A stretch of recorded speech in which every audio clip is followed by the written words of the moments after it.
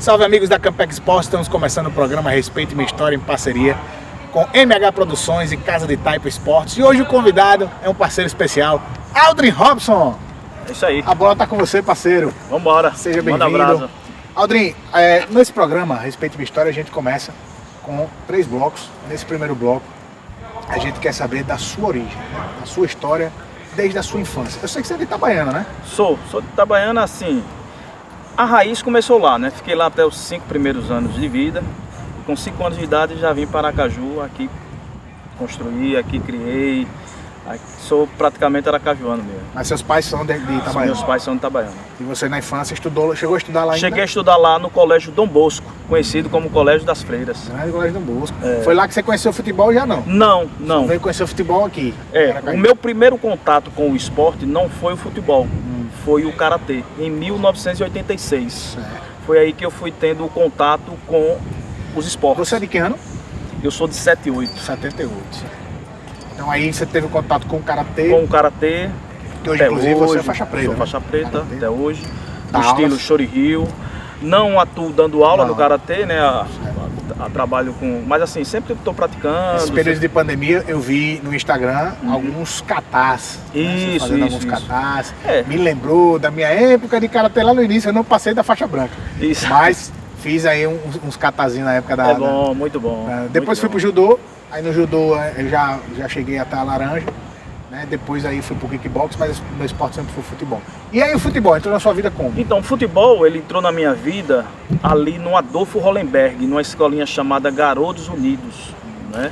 Eu comecei Isso nos lá. idos de 90? Isso 90, 91, por aí. Aí eu fiquei no Garotos Unidos, joguei na escolinha também do Marcílio, que hoje trabalha no Confiança, conhecido como Aracaju. Joguei lá no Aracaju.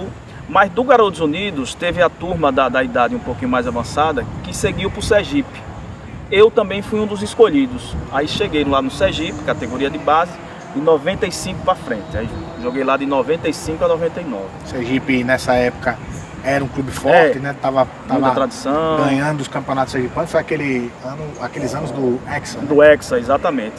Ali eu fazia parte da categoria de base do Sergipe. Você chegou a chegar ao profissional? Não? Não, eu tive a oportunidade de treinar como profissional, mas infelizmente na minha época era muito difícil se conseguir, né? Tem um fator tamanho Sempre também. zagueiro?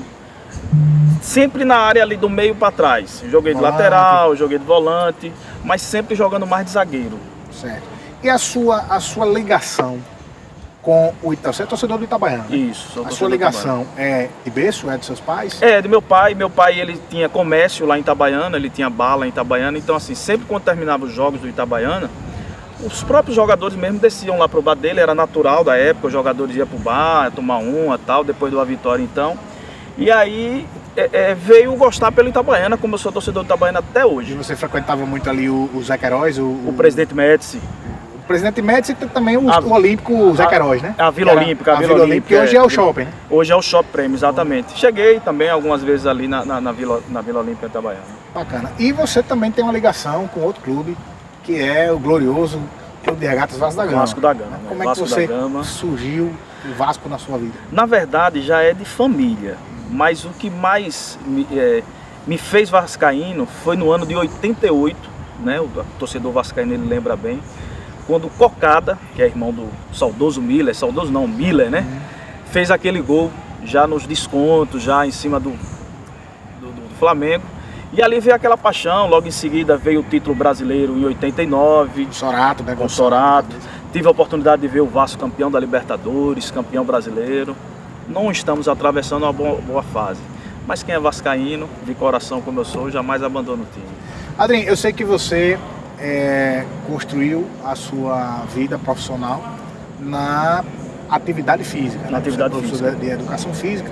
Hoje você tem aí um trabalho voltado também para essa preparação física, não só da galera, digamos assim, um pouco mais velhinha, né? A galera quer cuidar do condicionamento, mas também você tem um trabalho para o pessoal mais jovem, né? Mais jovem, Assim, a minha história mesmo, trabalhando com atividade física, ela começou no karatê. Antes mesmo de fazer o curso de educação física. Eu já trabalhava em escola, eu peguei faixa preta em 94 e Então, assim, por ser faixa preta, eu já poderia estar dando aula, já dava aula normalmente. Mas eu sentia que faltava um algo mais. Foi quando eu tomei a decisão de cursar Educação Física, né? E onde eu já estou há quase 13 anos trabalhando com Educação Física. O lance do futebol, o treinamento com o futebol, que a gente chama hoje de Funcional Soccer, são atividades que a gente vai elaborando junto com a bola, veio depois da pandemia, um momento difícil. Então, foi na verdade um refúgio, foi um refúgio, uma situação para se adequar, inclusive financeiramente. Né? Financeiramente. A gente sabe que no período da pandemia, profissionais liberais, eu também sou um, inclusive, tivemos muita dificuldade, né, nesse contexto aí para poder continuar nossas atividades. E o pessoal da Educação Física ficou naquele ato ali das atividades não essenciais, digamos assim, né, e ficou sem poder. Exatamente. Até porque é o seguinte, a própria pessoa que estava no isolamento, né, ela tinha outros gastos, digamos assim. Quando você vai, por exemplo, eu tenho que fazer uns cortes no orçamento. O primeiro corte que você vai fazer na academia. Você vai cortar a academia. Infelizmente, muita gente ainda olha o lado da atividade física. Eu creio que essa pandemia tem o lado positivo dela de se enxergar, porque as pessoas precisam valorizar mais a atividade física. É um investimento que você faz à sua saúde. Então, a atividade física é vista como uma coisa supérflua. A coisa apertou, tira a atividade física. E o ano passado, a gente passou, os profissionais da Educação Física passaram 6 meses, foram muito difíceis, né? Eu tive até problema de saúde, eu tinha dificuldade para dormir. Foi aí que surgiu a ideia de chamar 2 amigos, começar um treininho na praia, um treininho funcional, juntar uma bolinha, e sair, um amigo foi chamando, um foi chamando o outro. Quando pensou que não, a gente formou uma turma e hoje, graças a Deus, eu estou trabalhando com isso aí, tá uma visibilidade muito boa, muita gente procurando. A gente faz um trabalho muito bom, graças a Deus. Massa. Aldrin, para quem não sabe, também é árbitro, né? E como surgiu essa paixão na sua vida, ser árbitro? Dá para dizer que você é apaixonado por ser árbitro? Ou você é árbitro por uma circunstância ou por uma vocação, uma vontade? Por ser professor de Educação Física e trabalhar sempre com jogos, né? Organizava um campeonatozinho, organizava um torneio envolvendo, trabalhei também em presídios como professor. Então sempre que eu organizava um torneio, quem era o árbitro? O professor. Daí foi criando uma paixão pela arbitragem. Eu fiz o curso de Fut 7, realizado na época pela Graco Champions League, um excelente campeonato que tinha na época. E aí começou essa paixão. Amigo Neto, né? Nosso amigo Neto, mandar um abraço lá para ele. E aí começou essa paixão pela arbitragem e assim, sempre eu estou atuando em alguns campeonatos aí, né? Na arbitragem aí, eu gosto muito de apitar. Para mim é um hobby bacana. Não é melhor do que jogar Não, ou você prefere jogar? Eu prefiro jogar. Se jogar. tiver de optar, eu prefiro jogar. Enquanto as pernas aguentarem, eu vou estar jogando. Beleza, vai-se embora não. Esse foi o primeiro bloco, a gente conheceu um pouco da história de Aldrin Robson, um pouco da origem dele, mas no segundo bloco tem mais. Já já a gente volta.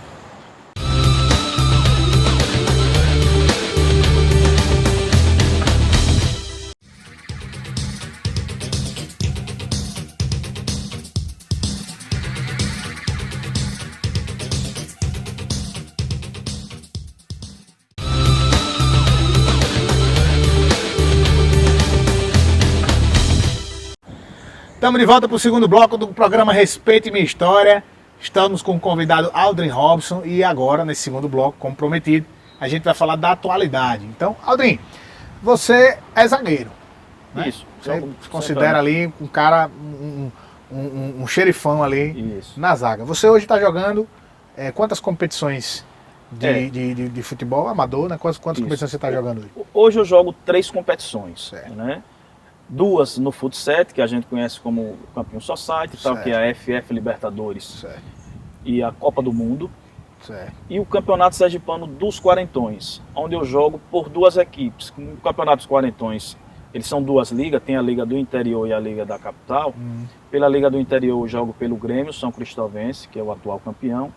E eu estou chegando esse ano agora para jogar também no atual campeão daqui da capital, que é o Lorival, do meu amigo Fábio Dix. Grande Lorival. Né? Meu Lorival amigo é atual campeão, atual bicampeão, não, atual campeão. Atual bicampeão. Ele é tetra, né? Mas aí tá com bicampeonato. Teve um ano que teve uma perda aí nos pênaltis, sabe? Isso. E depois, mas esse campeonato quarentão é um campeonato muito interessante. Muito bom. Né? Não, as pessoas assim não têm muita visibilidade, digamos assim, para os mais jovens. Né? Isso. Então a gente vê, por exemplo, a AFF, que é composta também por muitos atletas jovens, né, eles não se interessam muito por esses campeonatos mais master, digamos assim. Mas um dia vocês vão chegar lá, né? Claro. E esse campeonato quarentão é um campeonato bastante interessante. Tem o quarentão, tem o cinquentão também. Tem um cinquentão. E é muito legal, muito gratificante ver essa galera de 50 anos. Isso. A gente tem na JCL, por exemplo, um cinquentão que é meu ídolo, né? Que é Ricardo Nascimento, um cara de um caráter sensacional e também de uma qualidade física invejável, né? Porque você chegar aos 50 anos, né? Passados 50 anos, jogando com a vitalidade que alguns atletas, eu chamo de atleta mesmo, né? Mas algumas pessoas que não são profissionais da área da educação física, né? Isso. Ricardo, por exemplo, é advogado. Mas conseguir condicionar bem a sua vida para poder desempenhar o que gosta, né? É muito gratificante, né? Exatamente. Então esse campeonato de quarentão é muito satisfatório para você também. É, claro, porque assim, eu, como sempre fui amador, mas eu até olhando o lado de quem foi profissional, que chega ao ponto de parar, que é muito difícil, e aí vem esses campeonatos de quarentão, cinquentão, que esse pessoal mesmo, que foi jogador profissional, consegue dar continuidade.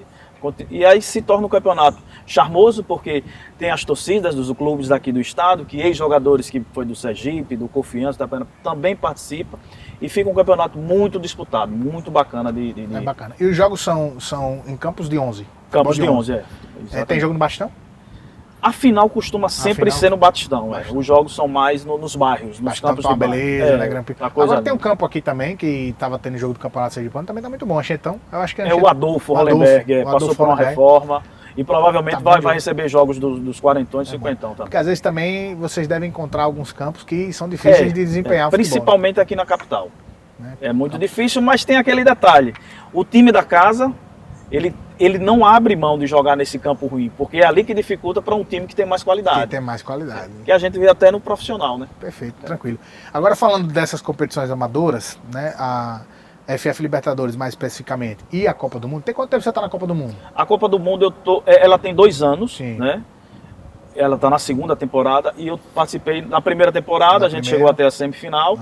E agora eu estou fazendo parte da equipe do México, somos líder do campeonato e já estamos classificados para a fase mata-mata. Como é que funciona a sistemática da Copa do Mundo? Ela tem, elas são 11 equipes, né? Sempre uma equipe folga em cada rodada. Dessas 11 equipes, 8 passa. E aí vem o sistema de mata-mata até se conhecer o campeão. Sendo que no primeiro turno são jogos de ida e volta. Certo. Na primeira temporada você estava em que clube? Eu estava na Argentina. Já começou mal, né? Mas eu me identifico muito com a Argentina. Eu gosto gosto da raça argentina. Eu gosto. Catimba, tal. Perdemos uma semifinal na disputa de shootout, né? Muita gente conhece mais a disputa de pênalti, mas tem uma disputa de shootout no futsal. E agora eu estou com a seleção do México aí. E na seleção da Argentina você acabou ficando em terceiro? Não tem a disputa do terceiro lugar, certo. Mas se fosse por uma somatória, a gente ficaria em terceiro. Normalmente, algumas competições fazem o seguinte: quando não tem disputa de terceiro, o campeão puxa, né? O campeão puxa, exatamente. Se eu perdi pro time da semifinal e esse time que eu perdi for campeão, eu sou o terceiro. E foi o que aconteceu, a gente perdeu para o campeão. Aí pode se considerar medalha de bronze, digamos assim. E a FF Libertadores, que eu sei que é uma grande paixão sua. Eu sei que você utiliza boa parte das suas redes sociais, eu acompanho muito o Aldrin Robson nas redes sociais. Ele tem um trabalho muito legal, como já falei aqui, de educação física, né? Sobretudo com treinamento, principalmente com crianças, né? Você tem uma especial, que é a Júlia, né? E a Júlia. Mas também eu sei que você dedica grande parte das suas redes sociais, grande parte do seu tempo, né, com a FF Libertadores, que é uma competição que está aí no seu coração. E você começou, já tem um tempinho até, né? Você entrou quando? Já, eu participei, eu entrei na segunda edição como suplente, inclusive no seu time. No meu time, lá no Olímpia. No Olímpia. Aí ali eu entrei como suplente, aí na terceira edição, aí eu já segui. Na terceira edição você entrou no River.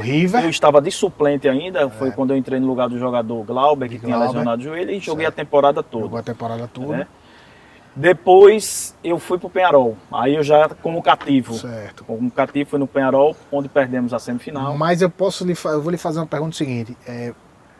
A sua grande passagem, você considera que o seu grande momento, ou o momento mais feliz, assim, foi naquela Chapecoense? Não. De acesso? Assim, individualmente sim, porque E acho que você fez o gol até. Eu fiz o gol na semifinal e foi o gol que deu o acesso para a Série A. Então, individualmente, sim. Agora, coletivamente, a equipe que mais marcou para mim foi a equipe do Colo-Colo, onde eu fui campeão logo seguida, depois da Chapecoense, a gente ganhou o primeiro título lá com o Colo-Colo. E aquela equipe ali foi... O Colo-Colo, aquele Colo-Colo começava com uma pessoa sensacional, né? O goleiro. O goleiro Paulinho. Paulinho é um dos melhores goleiros que top 5 já passaram ali pela FS, sem dúvida alguma. E era um time muito forte. Era um time muito forte. O nosso time ele era um conjunto, não tinha um artilheiro em si, né? Era um time que teve a melhor defesa do campeonato. E quando eu falo a melhor defesa, não são os zagueiros, é o conjunto. Isso. Todo mundo era marca. O pote 1 desse time? O pote 1 era Fofão. Fofão. Aí tem a polêmica do pote 2, que é o Galino, mas era um jogador que ninguém conhecia ainda na competição, estava entrando e casou muito bem com o Fofão. Eu costumo dizer muito isso. Quando você coloca, eu fui da comissão, né? Quando você coloca um pote 2, que muitos consideram pote 1, mas ele tá no pote 2, numa circunstância, é até aceitável. Claro, né? Claro. Difícil é você colocar, por exemplo, ele no pote 4, no pote 5, mas você bota no pote 2. O problema ali, na verdade, o problema para os outros times, né? Foi que ele encaixou com o pote 1. Porque muitas vezes o cara é pote 1, tá no pote 2, mas ele não se encaixa com o pote 1. E o time, às vezes você tem um pote 1 muito bom, um pote 2 muito bom, mas o time não encaixa porque os dois não conseguem dar liga. E a gente sabe que num campeonato como esse, o pote 1 e o pote 2 são os que carregam o piano. Né? A gente sabe que tem o pote 3 e o pote 4, você é pote 4, né? Pote 4. Pote 4 é um pote que tem sua responsabilidade, mas o pote 1 e o pote 2 é que tem que carregar o piano. Claro, é o time que são os jogadores que carregam. Nesse ano o Colo-Colo foi o campeão. Foi o campeão. Foi quando houve a mudança de campo. E já vou pegar esse gancho da mudança de campo para lhe perguntar. Você prefere jogar no campo grande ou no campo pequeno? Lá no antigo FF? Qual a sua sistemática de jogo melhor para você? Eu gosto mais do campo grande, até porque eu vim do futebol de campo, né? Eu gosto mais do campo grande. Agora, tirando o fator campo, o fator onde se juntam os amigos, quando podia, claro, aquela aglomeração da resenha bacana, lá no campo menor... O menor era mais aconchegante. Era mais aconchegante, era todo mundo pertinho. Você tinha uma situação mais familiar. Mais familiar. Do que agora. Inclusive, no de agora, eu percebo muito assim, tem muita gente que vai, joga e vai embora. Isso. Coisa que não acontecia, não pelo período da pandemia, não, mas desde que mudou pro grande. Exatamente. O pequeno, era muito raro o cara jogar e ir embora. Jogava e ficava todo mundo ali. E também não era muita gente como é hoje. Né? Você tem hoje uma competição. Mas me conta sua história na FF, você é bicampeão? Na FF eu tenho 2 títulos na Série A. Certo. E um título na Série B. Certo. Lembrando também que a FF tem a função como técnico agora, né? Sim. E como técnico, eu fui campeão com uma equipe excelente, também que marcou, que foi a equipe do Cobreloa. E na última temporada eu fui vice-campeão com a equipe do Vélez, né? Nós perdemos na final de 1-0 para a equipe do Barcelona. Beleza, essa temporada agora você tá em qual? Essa temporada agora eu tô no Boca. Tá no Boca, camisa pesada. Camisa pesada. Acho que é o único clube que nunca caiu, né? No Boca como técnico, perdão, a correção. Agora, atuando... Você tá na segunda divisão. Eu tô na Série B, eu tô no Milionários. Milionários, né? O time tá bom? Tá bom, gostei porque assim, eu sempre gostei de time forte defensivamente. Porque em campeonatos assim, sempre chega, quando você tem uma defesa sólida. Né? Então, eu gostei do sorteio, meu time ficou muito bom. Dá pra enfrentar o Sport Cristal, que é um time forte também, né? Time forte, dá pra enfrentar. Tá bom, então dá pra chegar, Sobe 2, né? Sobe 2. Até 3 pode subir, até 3, né? Vamos ver como é que vai. Vamos ver como é que fica aí. Gente, esse foi o segundo bloco, a gente conheceu um pouquinho aí de Aldrin nessas competições, tanto na FF Libertadores como no Copa do Mundo e também nesse legal campeonato de quarentão, que é sempre bom a gente ressaltar esse campeonato de quarentão, que está jogando por 2 equipes, né? Isso. E aí, como é que funciona essas 2 equipes se não se encontram? Não, porque são campeonatos diferentes. O campeonato do interior é um e o campeonato do Aracaju é outro. Às vezes acontece de a mesma equipe jogar no mesmo dia, Entendi. Né? Aí choca, aí né? tem que optar. Aí fica... Aí às vezes eu dou preferência a uma, dou preferência a outra. É titular nos 2? Às vezes não, às vezes sim. Então, aí joga não quer titular, né? Não quer, mas eu vou depois. Vou depois, chego depois, né? Então tá certo. Galera, esse foi o segundo bloco com o Aldrin Robson, mas não sai daí não, que no terceiro bloco aí sim é polêmica. Terceiro bloco, a gente vai fazer umas perguntinhas aqui para o Aldrin, vamos ver se ele vai sair do muro.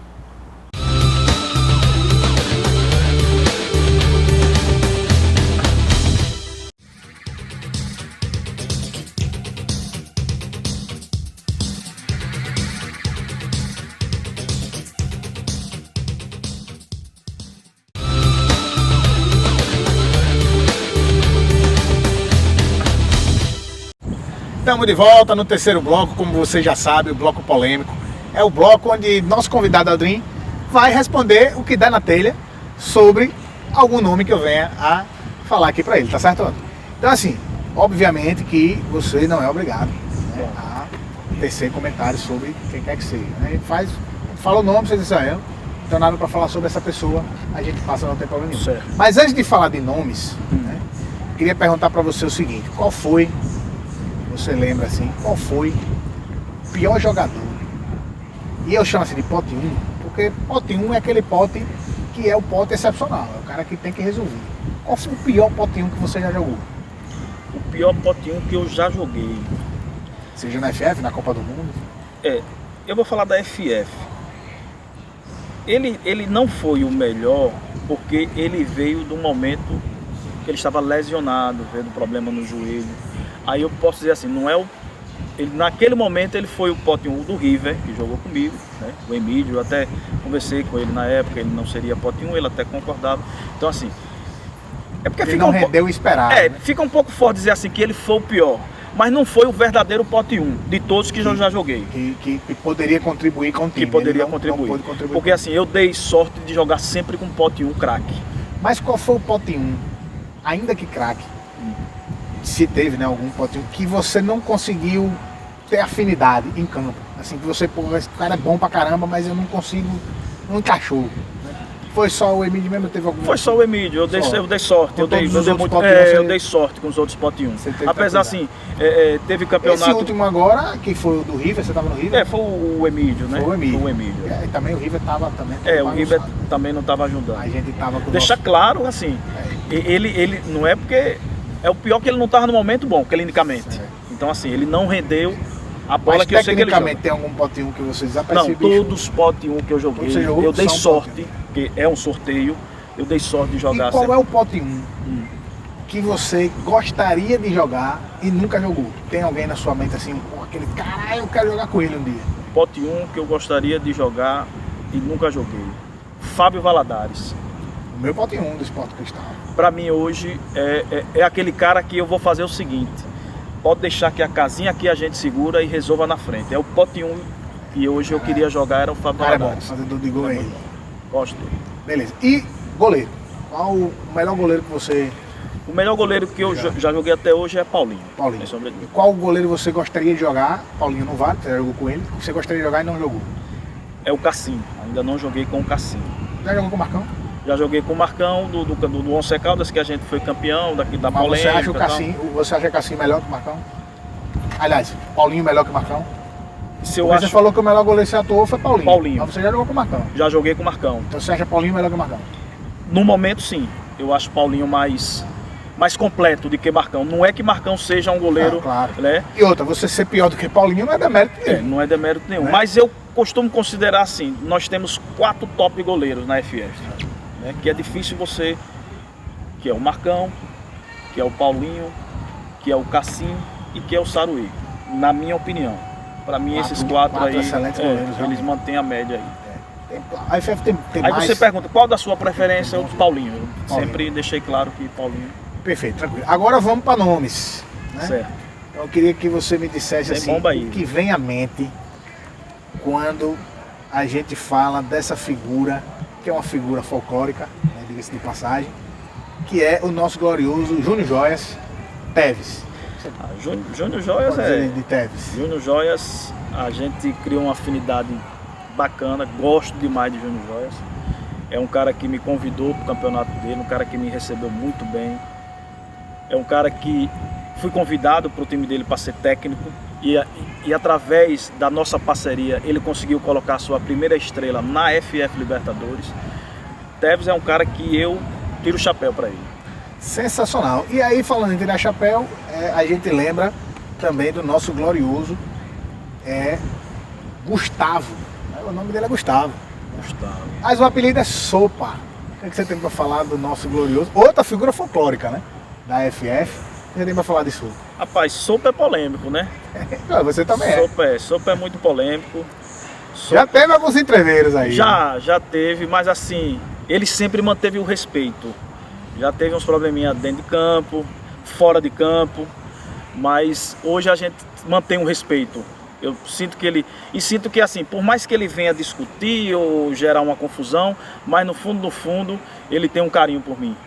É um cara bacana. Mas também. você acha que... Eu vou lhe fazer uma pergunta assim, que é uma pergunta bem pontual. Assim. Você acha que Sopa, nessa figura que ele promove, certo.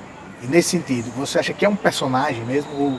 Ou você acha que ele é autêntico naquilo ali? Ou quando ele está na competição, ele veste uma carapuça, ele entra num personagem e acaba fazendo as ações que ele faz? Não, acho que é dele mesmo e, para lhe falar a verdade, isso atrapalha. Né? Atrapalha ele e a equipe dele também. Apesar que ele sempre gera uma polêmica no meio da equipe dele. Então eu acho assim, no sentido que é uma coisa que vem dele mesmo e que, na minha opinião, não é uma boa.